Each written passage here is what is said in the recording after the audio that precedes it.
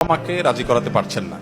বাবা মাকে রাজি করানোর জন্য আমি আপনাকে একটা বুদ্ধি দেই, খুব সহজ। সেটা হলো, আমি সহ আরো বিভিন্ন আলেমদের যথাসময়ে সন্তান উপযুক্ত হওয়ার সাথে সাথে তাকে বিবাহ দেওয়ার যে ফজিলত, মর্যাদা, গুরুত্ব, এই সংক্রান্ত যে সমস্ত বক্তব্য আমাদের আছে, এই বক্তব্যগুলো ইউটিউবে ছেড়ে ওয়াশরুমে চলে যাবেন, টয়লেটে চলে যাবেন। এবং এই বুদ্ধিটা এক তরুণ নিজে আমাকে দিয়েছেন। আমাকে এক তরুণ বললেন যে, ভাই, আব্বু আম্মুকে বহুভাবে ইশারা ইঙ্গিতে বলি, কোনোভাবে তারা কান দেয় না, কথা শোনে না, পাত্তা দেয় না, আর ডাইরেক্ট বলতেও পারি না।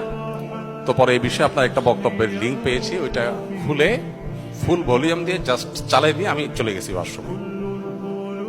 এই ফাঁকে আব্বু আম্মু শুনছেন। ওনার ফলাফল কি হয়েছে সেটা আমি জানি না, বেচারা কপালে বিয়ে জুটেছে কি জুটেনি সেটা আমি জানি না, তবে চেষ্টা করেছেন তরুণ, এবং বুদ্ধিটা আমার কাছে বেশ ভারী পছন্দ হয়েছে, সেজন্য আপনাদের সাথে শেয়ার করলাম।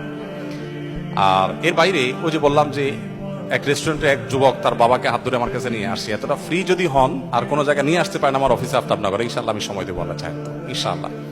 তবে আমাদের অভিভাবকদের এই জিনিসটা খেয়াল করা উচিত। আমাদের সন্তানদের বিয়ের উপযুক্ত হওয়ার পর তাদের বিবাহ দেওয়ার জন্য যথেষ্ট আন্তরিক হওয়া উচিত।